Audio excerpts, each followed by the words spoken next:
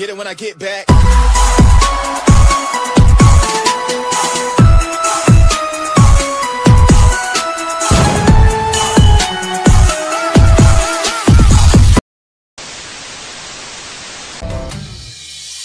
Bismillahirrahmanirrahim. Assalamualaikum warahmatullahi wabarakatuh. Alhamdulillahi rabbil alamin. Assalatu wassalamu ala asrafil anbiya'i wal mursalin Sayyidina wa nabiyina wa maulana Muhammadin ajma'in, amma ba'd. Allahumma salli ala Sayyidina Muhammad wa ala alihi Sayyidina Muhammad. Anak soleh-soleha yang lagi di rumah saja, bagaimana kabarnya? Insya Allah kita semua selalu dalam lindungan Allah Subhanahu wa Ta'ala. Amin ya Rabbal Alamin. Anak soleh-soleha, pada kesempatan kali ini kita akan membahas pendidikan agama Islam dan budi pekerti kelas 6 pelajaran 1 yang bertemakan indahnya saling menghormati. Sebelum kita belajar, marilah kita membaca doa terlebih dahulu. Bismillahirrahmanirrahim. Raditu billahi rabba wa bil islami dina wa bi muhammadin nabiyya wa rasulah. Rabbi zidni ilman warzuqni fahman. Surah Al-Kafirun adalah surah yang ke-109 urutannya di dalam Al-Quran. Jumlah ayat Al-Kafirun ada 6. Surah Al-Kafirun mengisyaratkan tentang pupusnya harapan orang-orang kafir Quraisy Mekah pada zaman itu terhadap dakwah Nabi Muhammad SAW. Nabi Muhammad SAW tidak mau mengikuti tata cara beribadah orang-orang kafir Quraisy. Mereka dipersilahkan beribadah menurut ajaran agamanya sendiri. Surah Al-Kafirun tergolong surah Makkiyah karena diturunkan di kota Mekah. Surah Al-Kafirun dinamai Al-Kafirun yaitu orang-orang kafir, diambil dari kata pertama Al-Kafirun yang terdapat pada ayat pertama surah ini. Anak soleh-soleha, marilah sama-sama kita membaca Surah Al-Kafirun. A'udzu billahi minasy syaithanir rajim. Bismillahirrahmanirrahim. Qul ya ayyuhal kafirun. La a'budu ma ta'budun wa la antum 'abiduna ma a'bud wa la ana 'abidun ma 'abadtum wa la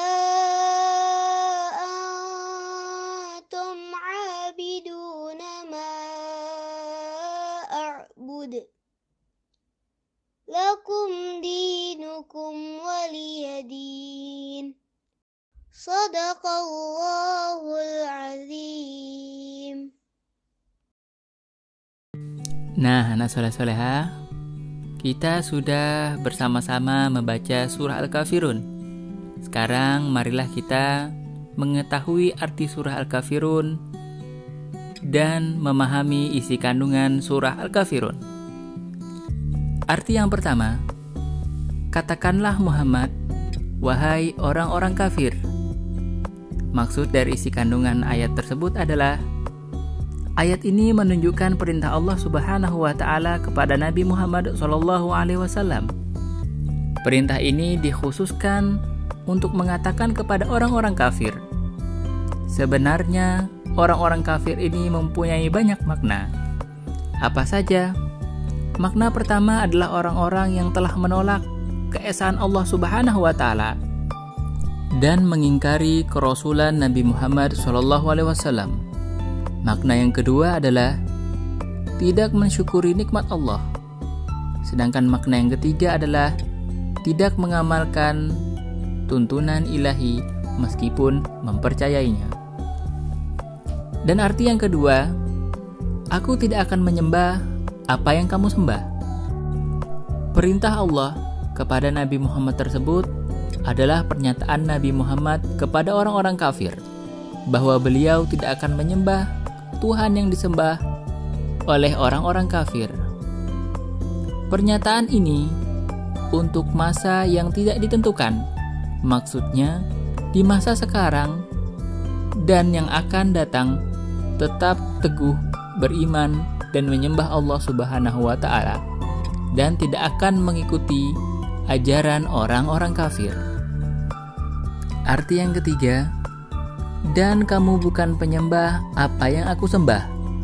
Dalam ayat ini pun memberikan ketegasan bahwa orang-orang kafir pun tidak akan menyembah sembahan Nabi Muhammad, baik masa sekarang maupun masa yang akan datang. Maksudnya, orang-orang kafir itu selamanya akan tetap kafir. Orang kafir yang dimaksud dalam ayat ini adalah tokoh-tokoh kafir yang menolak kedatangan Islam dan Nabi Muhammad SAW.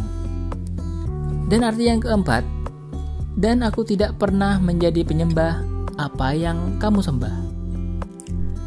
Kesan pertama yang diambil dari ayat ini adalah ketetapan sembahan Nabi Muhammad SAW. Artinya, kapanpun dan dimanapun, sembahan Nabi Muhammad adalah Allah Subhanahu wa Ta'ala. Lalu, bagaimana dengan orang-orang kafir? Ternyata, sembahan mereka banyak. Artinya, mereka tidak menyembah pada satu jenis sembahan, tetapi berbagai macam sembahan. Sembahan mereka saat sekarang tidak sama dengan sembahan saat yang akan datang. Ini buktinya bahwa orang kafir itu tidak tetap dalam menyembah Tuhan mereka. Arti yang kelima, dan kamu tidak pernah pula menjadi penyembah apa yang aku sembah. Ayat ini merupakan gambaran bahwa orang-orang kafir dalam menyembah sesembahannya hanya berdasarkan hawa nafsu. Sebaliknya, bagi orang Islam dalam menyembah Allah Subhanahu wa Ta'ala berdasarkan petunjuk ilahi. Oleh karena itu, peribadatan orang Islam sangat benar dan tepat daripada penyembahan orang-orang kafir. Demikian juga tata cara peribadatan orang Islam sangat berbeda dengan orang-orang kafir. Arti yang keenam, untukmu agamamu dan untukku agamaku. Ayat ini mengandung makna adanya kebebasan dalam beribadah bagi kaum kafir. Nabi Muhammad SAW pun bersabda atas petunjuk Allah Subhanahu wa Ta'ala, silahkan kalian beribadah sesuai dengan cara-caramu, dan aku beribadah sesuai dengan cara-caraku. Sembahlah sesuai dengan ajaranmu, dan aku beribadah sesuai dengan ajaran Islam, agamaku. Mutiara hikmah. Yang pertama, sampai akhir hayat, kita harus menyembah Allah Subhanahu wa Ta'ala dan tidak mengikuti perilaku orang-orang kafir. Dan yang kedua, dalam beribadah tidak boleh mencampur dengan cara ibadah agama lain. Semoga Allah Subhanahu wa Ta'ala selalu menjaga dan melindungi kita, serta menguatkan keteguhan iman kita kepada Allah Subhanahu wa Ta'ala. Demikian pelajaran kali ini. Insyaallah kita akan bertemu di materi selanjutnya. Wabillahi taufiq wal hidayah. Wassalamualaikum warahmatullahi wabarakatuh.